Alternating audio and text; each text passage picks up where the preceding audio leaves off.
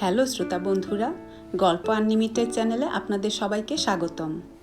আপনাদের যে কোনো মতামত আমাদেরকে লিখে জানানোর জন্য অনুরোধ রইল। আর সেই সাথে আপনাদের পছন্দের যে কোনো বইয়ের নাম লিখে জানালে আমরা চেষ্টা করব আপনাদের পছন্দের বইগুলি আমাদের চ্যানেলে রাখতে। কমেন্ট বক্সে আপনাদের গুরুত্বপূর্ণ মতামত জানিয়ে আমাদেরকে উৎসাহিত করুন। আজ আমি আপনাদের জন্য নিয়ে এসেছি মাসুদ রানা সিরিজের বিদেশি গুপ্তচর বইটির প্রথম খণ্ড। এই বইটি প্রথম প্রকাশিত হয় 1974 সালের মে মাসে। আজকে থাকছে গল্পটির প্রথম পর্ব। তো চলুন শুরু করা যাক। চৌরঙ্গীর কন্টিনেন্টাল হোটেল। বিদায়ের আগে এক কাপ কফি খাচ্ছে রানা লাউঞ্জে বসে। কফিটা এরা বানায় ভালো। সুটকেস গোছানোর ভার গিল্টি মিয়ার উপর ছেড়ে দিয়ে নেমে এসেছে ও 4 তলার সুইট থেকে। ট্যাক্সির জন্য বলা হয়েছে পোর্টারকে। এতক্ষণে এসে গেছে হয়তো। যাত্রার সব আয়োজন শেষ। ভিয়েনায় চলেছে ও। ইন্টারপোলের এক গুরুত্বপূর্ণ সম্মেলনে বাংলাদেশের প্রতিনিধি হিসেবে। কফির কাপে তৃতীয় চুমুক দিয়েই কান খাড়া হয়ে গেল রানার। আচ্ছা, এই হোটেলে মাসুদ রানা বলে কেউ উঠেছেন কি? কণ্ঠস্বরটা কাঁপা কাঁপা। চট করে চোখ তুলল রানা। এক বৃদ্ধা, বয়স 60-65 কম হবে না। সম্ভ্রান্ত চেহারা, বেশিরভাগ চুলই পাকা। হাতের চামড়া ঝুলে পড়েছে, কোঁচকানো। বাঁ হাতে একটা স্কুল টিচারি ছাতা আর 1936 মডেলের ভ্যানিটি ব্যাগ। ডান হাতে রিসেপশন কাউন্টারের ব্রাস রেল আঁকড়ে ধরে পুরু লেন্সের চশমার ভিতর দিয়ে চেয়ে রয়েছেন বৃদ্ধা ব্যস্ত ক্লার্কের মুখের দিকে। রানা লক্ষ্য করল, পা দুটো কাঁপছে মহিলার। মনে হচ্ছে ব্রাস রেল ছেড়ে দিলেই পড়ে যাবেন হুড়মুড় করে। মুখ না তুলেই জবাব দিল রিসেপশন ক্লার্ক। উঠেছিলেন, কিন্তু আজ চলে যাওয়ার কথা। খুব সম্ভব চলে গেছেন। কোথায়? ফ্যাকাশে হয়ে গেল বৃদ্ধার মুখটা। জানি না। ঝাঁঝালো কণ্ঠে কথাটা বলে বিরক্ত দৃষ্টিতে চাইল ক্লার্ক মহিলার মুখের দিকে। সম্ভ্রান্ত চেহারা চিনতে ভুল করল না। ঘাড় ফিরিয়ে দেখল চাবি ঝোলানো বোর্ডটার দিকে। একটা মোটা রেজিস্টার উল্টে দেখল। 1:30টায় ফ্লাইট, আর 45 মিনিট আছে। হঠাৎ ব্যস্ত হয়ে উঠল সে। এতক্ষণ পর্যন্ত কি করছে লোকটা ঘরে বসে? হাত বাড়িয়ে টেলিফোনের রিসিভারটা তুলে নিয়ে কানে ধরল ক্লার্ক। পর মুহূর্তে চোখ গেল তার পোর্টারের দিকে। সেদিকে ইঙ্গিত করে বলল মহিলাকে, ট্যাক্সি এসে গেছে, দেখা হবে না এখন। ওই দেখুন, মালপত্র নামছে। পাশ ফিরে দেখলেন মহিলা ব্যস্ত সমস্ত পোর্টারকে। সুটকেসের উপর মাসুদ রানা লেখা লেবেলটা পড়লেন। দ্রুত পায়ে বাইরে বেরিয়ে গেল পোর্টার, 2 হাতে 2টো সুটকেস নিয়ে। শূন্য দৃষ্টিতে সেদিকে খানিকক্ষণ চেয়ে থেকে ফোঁস করে একটা দীর্ঘশ্বাস ছাড়লেন মহিলা। চলে যাওয়ার জন্যে এক পা বাড়িয়ে টলে উঠলেন। মাথাটা বোধহয় ঘুরে উঠল। চট করে একটা চেয়ার ধরে সামলে নিয়ে কাঁপতে কাঁপতে বসে পড়লেন। শেষ চুমুক দিয়ে কাপটা নামিয়ে রাখল রানা। তারপর উঠে এসে দাঁড়ালো বৃদ্ধার সামনে। আপনার কি খুবই জরুরি দরকার ছিল? হ্যাঁ বাবা। ফোঁস করে আবার দীর্ঘশ্বাস ফেললেন মহিলা। চোখ দুটো ঘোলাটে। কাপা গলায় বললেন, মহা ভুল হয়ে গেল। আরও আগে রওনা হওয়া উচিত ছিল। ট্রামে বাসে যা ভিড়, উঠতেই পারলাম না। হেঁটে এসেছি 3 মাইল। খুব বেশি সময় লাগবে? মানে কথাটা কি অনেক বেশি? না বাবা, বেশি কথা নয়, কিন্তু বুঝতে পারছি এখন তো তার দম ফেলবারও সময় নেই। ভুল হয়ে গেছে আমার। এত ব্যস্ততার মধ্যে। ঘড়ি দেখল রানা। বলল, আচ্ছা, কি ব্যাপারে কথা বলুন তো? সরাসরি রানার মুখের দিকে চাইলেন বৃদ্ধা। আমার ছেলের ব্যাপারে। আশার আলো ফুটে উঠল দুই চোখে। তুমি পারবে বাবা দেখা করিয়ে দিতে? কিছু মনে করবেন না, আমার আগেই পরিচয় দেওয়া উচিত ছিল। আমি মাসুদ রানা। চলুন না, ট্যাক্সি করে দমদম যাওয়ার পথে আপনার কথা শুনব। রানার পরিচয় জেনে মুখটা উজ্জ্বল হয়ে উঠেছিল বৃদ্ধার, কিন্তু শেষের কথাটায় ম্লান হয়ে গেল আবার। চট করে চারপাশে একবার চোখ বুলিয়ে নিয়ে নিচু গলায় বললেন, আমার পিছনে পুলিশের লোক লেগে আছে, ওরা ধরে ফেলবে, উঠতেই দেবে না তোমার ট্যাক্সিতে। হঠাৎ রানার মনে হলো, মহিলা পাগল নয় তো? কিন্তু তাহলে ওর নাম জানলো কি করে? ঘড়ি দেখল আরেকবার। গিল্টি মিয়াকে দেখা গেল হন্তদন্ত হয়ে আসছে এদিকে লিফট থেকে নেমে। সময় নেই, কি করবে বুঝতে পারছে না রানা। রানার ভাবটা লক্ষ্য করলেন মহিলা। বললেন, ঠিক আছে, যত সংক্ষেপে পারি বলছি। অনিলকে চেনো তুমি? অনিল মানে অনিল চ্যাটার্জি? বসে পড়ল রানা সামনের চেয়ারে। চোখ দুটো সামান্য একটু বিস্ফারিত হয়ে গেছে রানার। ভালো করেই চেনে সে অনিলকে। ১.৫ বছর আগে একসঙ্গে কাজ করেছে ওরা একটা অ্যাসাইনমেন্টে। তুখুর ছেলে, ভারতীয় গুপ্তচর বিভাগের সেরা এজেন্টদের একজন অনিল চ্যাটার্জি। ইনি কি তারই মা? তাহলে এর পিছনে পুলিশের লোক কেন? হ্যাঁ, আমি তার মা। ১.৫ মাস আগে রোমে গিয়েছিল ও, পৌঁছে চিঠি দিয়েছিল, কিন্তু তারপর থেকে আর কোনো খবর নেই। চোখ দুটো ছলছল করে উঠল বৃদ্ধার। যখনই বাইরে যায়, যেখানেই থাকুক, সপ্তাহে ২টো করে চিঠি দেয় ও, কিন্তু এবার কোনো খবর নেই ওর। ওর অফিসে জানিয়েছেন? সবাইকে জানিয়েছি, কেউ কোনো সাহায্য করবে না। ও ফরেন সার্ভিসের লোক। মিনিস্ট্রি অফ ফরেন অ্যাফেয়ার্সে জানিয়েছি, পুলিশকে জানিয়েছি, কোনো লাভ হয়নি।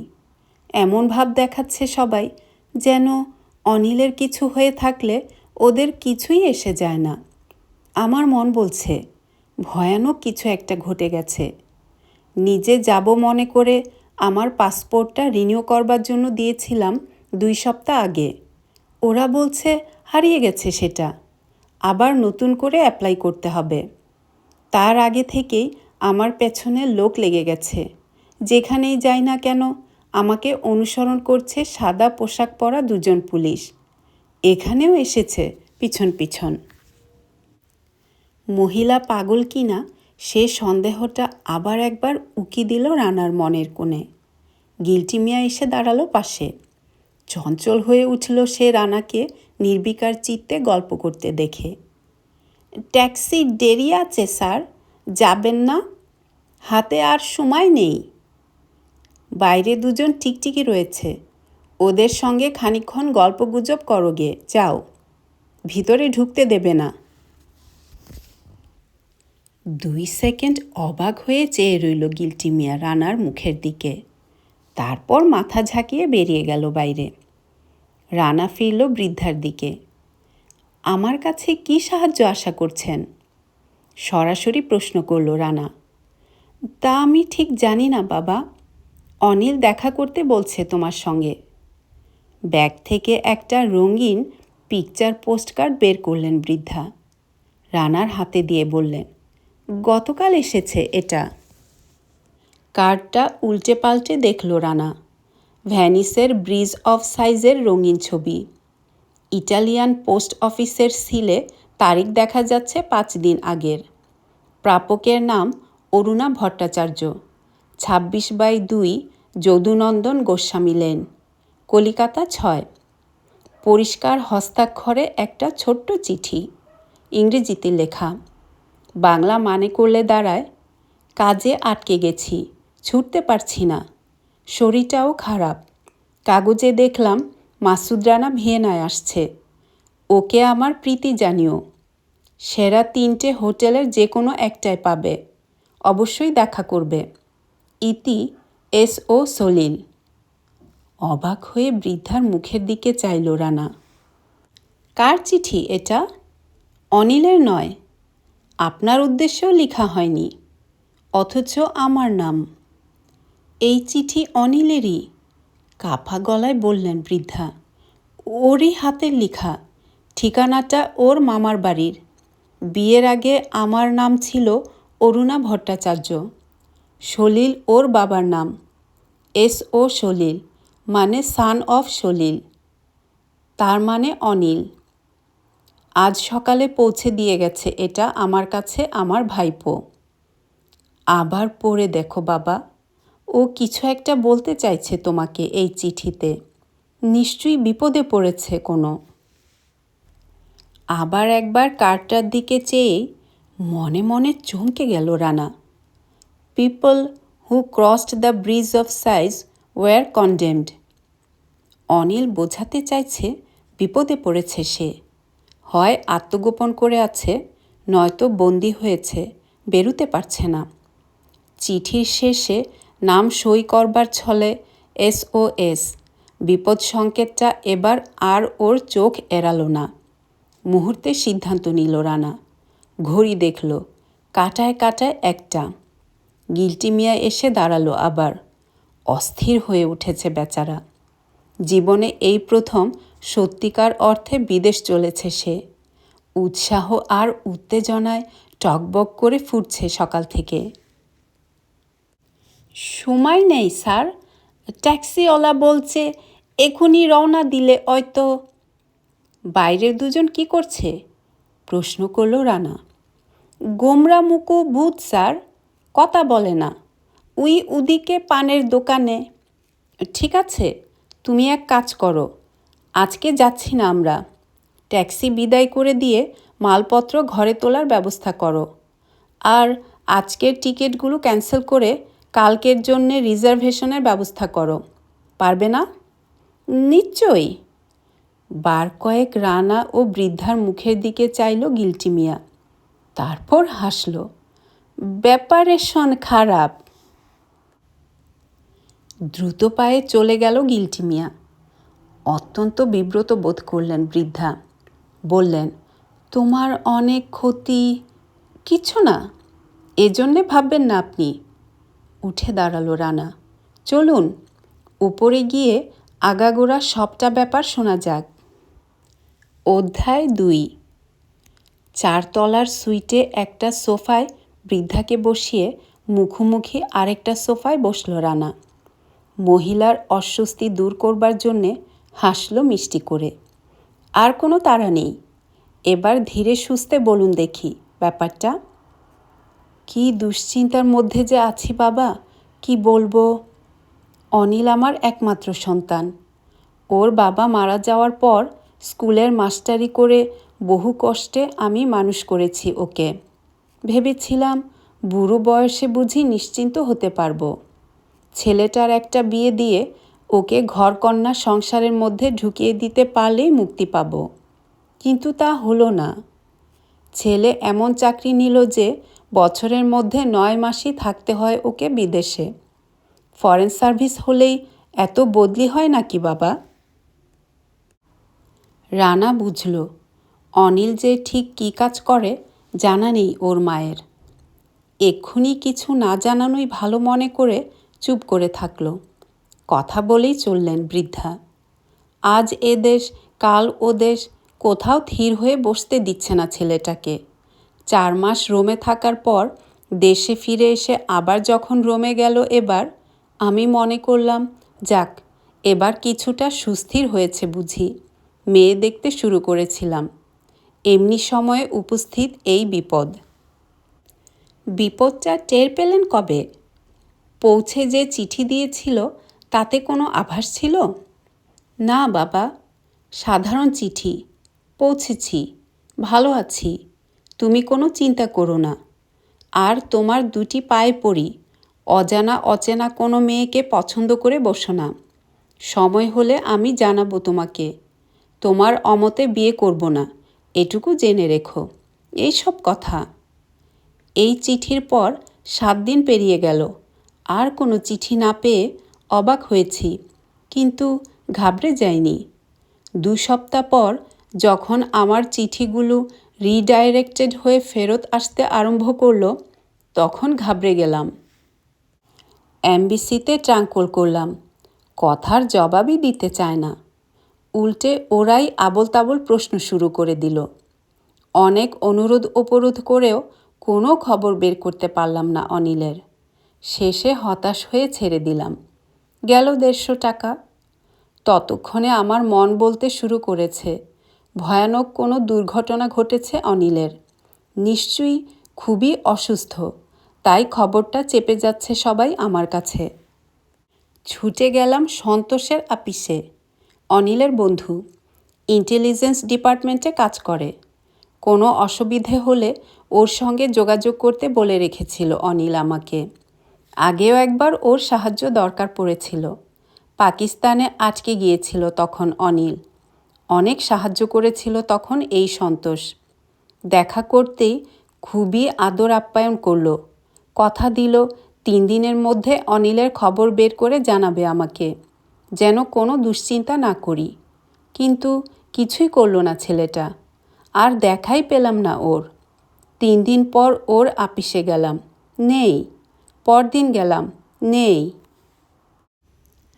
আপিসের আর সবাই কেমন অদ্ভুত দৃষ্টিতে দেখছে আমাকে।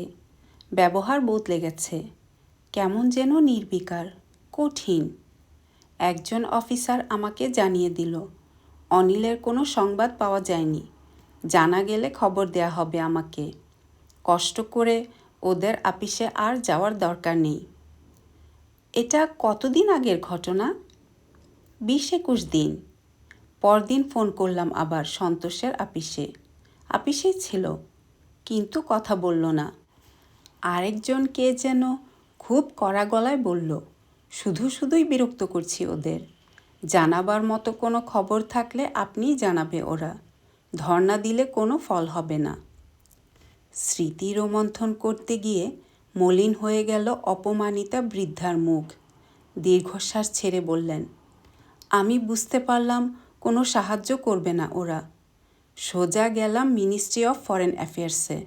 সেখানেও একই ব্যাপার। প্রথমে তো কেউ দেখাই করবে না আমার সাথে। কারও সময় নেই। ধর্ণা দিয়ে পড়ে রইলাম। অনিলের সংবাদ না নিয়ে কিছুতেই যাব না আমি। শেষ পর্যন্ত বিরক্ত হয়ে ডাকা হলো আমাকে একজন ডেপুটি সেক্রেটারির ঘরে। বসতে পর্যন্ত বলল না। ঘরে ঢুকতেই অনিলের বয়সী একটা ছেলে ভ্রু কুঁচকে কটমট করে আমার দিকে চেয়ে বলল, কেন মিছিমিছি আমাদের বিরক্ত করছেন? এটা ইন্টেলিজেন্সের ব্যাপার, ওদের কাছে যান। কেঁদে ফেললাম। ইন্টেলিজেন্স থেকে যে অনর্থক ঘোরাচ্ছে সে কথা বললাম, কিন্তু কিছুতেই কোনো কাজ হলো না। সোজা বলে দিল, এটা আমাদের কাজ নয়, আপনি এবার আসুন। রুমাল বের করে চোখ মুছলেন বৃদ্ধা চশমা খুলে। তারপর আমি বললাম, আমার ছেলের সংবাদ আমাকে জানতেই হবে। আপনারা সবাই মিলে যে ব্যবহার করছেন তাতে সোজা পত্রিকা অফিসে গিয়ে সব ব্যাপার জানানো ছাড়া আর কোনো উপায় দেখছি না।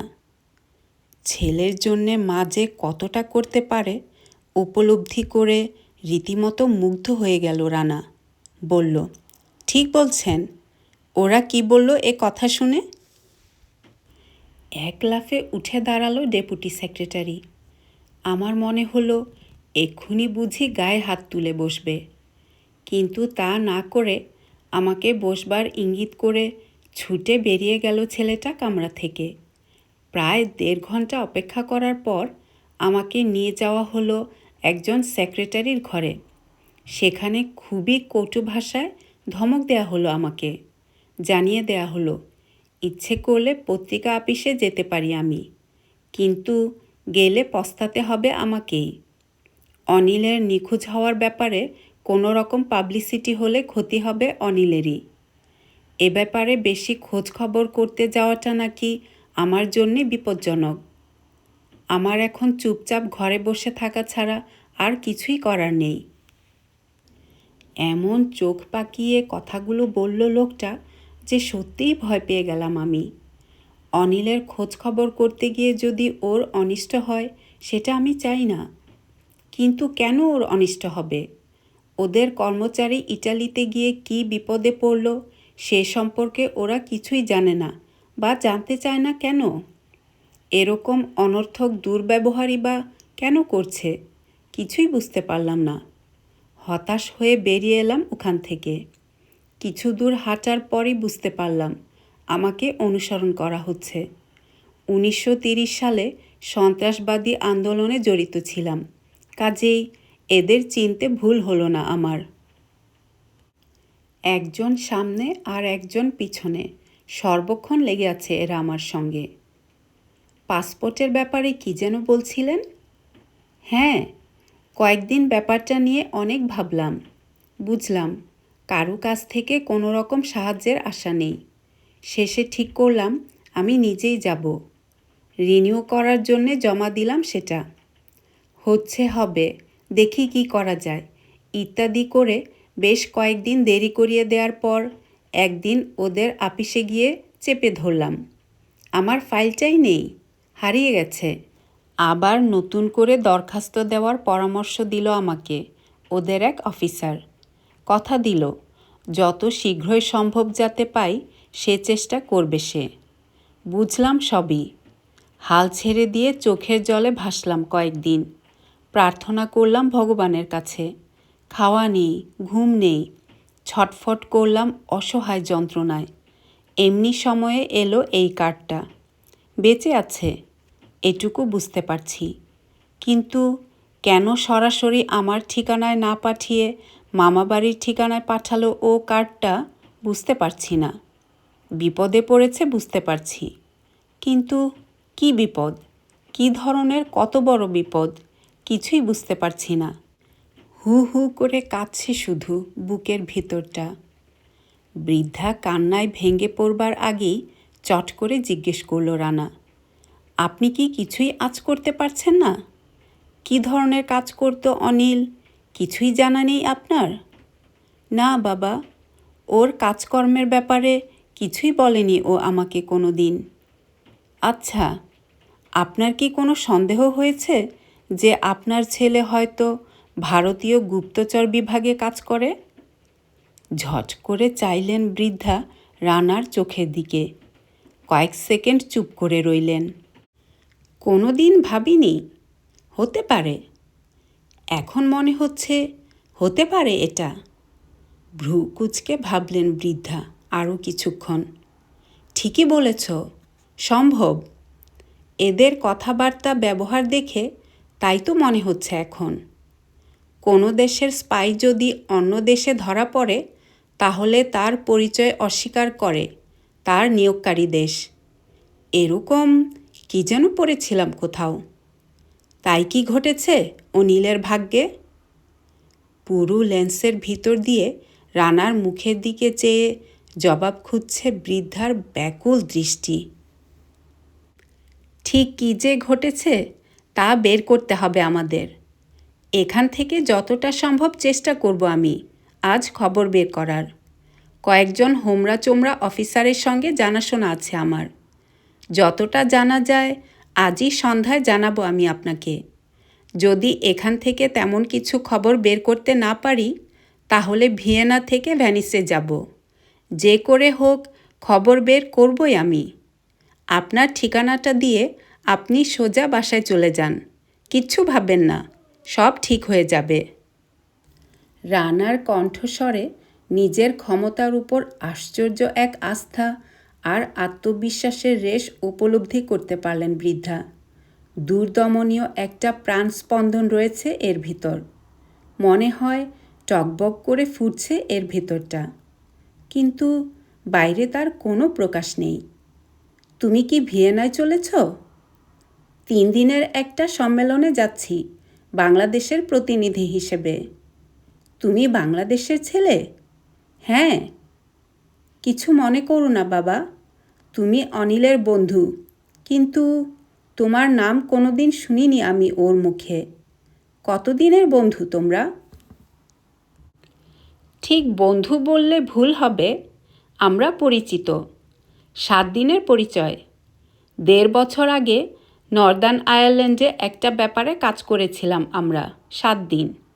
তখনই চিনেছিলাম ওকে আমি, সৎ, সাহসী এবং বুদ্ধিমান ছেলে হিসেবে। তারপর ওর আর কোনো খবর পাইনি। এতদিন পর আজ আপনার মুখেই ওর নাম শুনলাম প্রথম। অবাক হলেন বৃদ্ধা। এই সামান্য পরিচয়ে ওর জন্যে এতটা ক্ষতি স্বীকার করে নিলে তুমি? আজকের ফ্লাইট ক্যান্সেল করলে, ভিয়েনা থেকে ভ্যানিসে যাবে, সময় নষ্ট হবে, টাকা নষ্ট হবে। মৃদু হাসল রানা। এ নিয়ে আপনি ভাববেন না। সত্যি কথা বলতে কি, ওর জন্যে আমি ফ্লাইট ক্যান্সেল করিনি। আমি বিদেশি লোক। ভারতীয় রাষ্ট্রীয় কোনো ব্যাপারে নাক গলাবার অধিকারও আসলে আমার নেই। যেটুকু করছি বা করতে চাইছি সেটা না করে উপায় ছিল না আমার। কেন বাবা? সন্তানের জন্যে একজন মায়ের প্রাণ কাঁদবে, আর আমি মুখ ফিরিয়ে নিয়ে চলে যাব, সেটা কি সম্ভব? মায়ের চেয়ে বড় আর কি আছে পৃথিবীতে? ঝরঝর করে কেঁদে ফেললেন বৃদ্ধা। রানা বলল, আপনি কিচ্ছু ভাববেন না। আমার সাধ্যমতো আমি সবই করব অনিলের জন্যে, কথা দিচ্ছি। অবস্থা যেরকম দাঁড়িয়েছে তাতে যে কোনো মানুষের একেবারে ভেঙে পড়ার কথা। তবু তো আপনি অনেকখানি শক্ত হয়ে আছেন। আর কয়েকটা দিন সহ্য করতে হবে। ধৈর্য ধরে অপেক্ষা করুন। আমার মনে হচ্ছে সব ঠিক হয়ে যাবে। একটু সামলে নিলেন বৃদ্ধা। শীর্ণ একখানা হাত রাখলেন রানার শক্তিশালী বাহুতে। তোমাকে কি বলে ধন্যবাদ দেব জানি না। ধন্যবাদ দিয়ে তোমার মহত্বকে ছোট করাও ঠিক নয়। আশীর্বাদ করি, সুখী হও, সফল হও জীবনের সব ক্ষেত্রে। বাসার ঠিকানা দিয়ে উঠে পড়লেন বৃদ্ধা। বললেন, মনটা অনেকখানি হালকা হয়ে গেছে বাবা। সব জায়গায় বাধা পেয়ে পেয়ে হতাশ হয়ে গিয়েছিলাম। চাপা আশঙ্কা আর উদ্বেগ কুরে কুরে খাচ্ছিল বুকের ভিতরটা। কোনো দিকেই কোনো পথ পাচ্ছিলাম না। কিভাবে যে কেটেছে গত একটা মাস। সবটা বোঝা একা আপনার কাঁধে ছিল বলেই এরকম লেগেছে। এখন তো আর আপনি একা নন, আমিও আছি আপনার সঙ্গে। ধৈর্য ধরে অপেক্ষা করুন গিয়ে। আমি চেষ্টা করব যেন আপনাকে বেশি দিন অপেক্ষা করতে না হয়। বৃদ্ধাকে বিদায় দিয়ে জানালার ধারে দাঁড়িয়ে একটা সিগারেট ধরালো রানা। পরবর্তী কর্মপন্থা ঠিক করে নিল 2 মিনিটের মধ্যেই। ঘরে এসে ঢুকল গিল্টি মিয়া। ওর দিকে না চেয়েই হুকুম করল রানা, একটা ট্যাক্সি ডাকো। জানালা দিয়ে দেখা যাচ্ছে জনাকীর্ণ রাস্তায় হাঁটছেন বৃদ্ধা। পান দোকানের সামনের টুল থেকে উঠে দাঁড়ালো 2জন লোক। গল্পটির প্রথম পর্ব এখানেই শেষ হলো। আল্লাহ হাফেজ। প্রিয় শ্রোতা বন্ধুরা, চ্যানেলটিতে সাবস্ক্রাইব করে আমাদের সাথেই থাকুন, আর গল্পগুলি ভালো লাগলে লাইক এবং শেয়ার করুন। সবার জন্য মঙ্গল কামনা করে আজকে এখানেই শেষ করছি। আল্লাহ হাফেজ।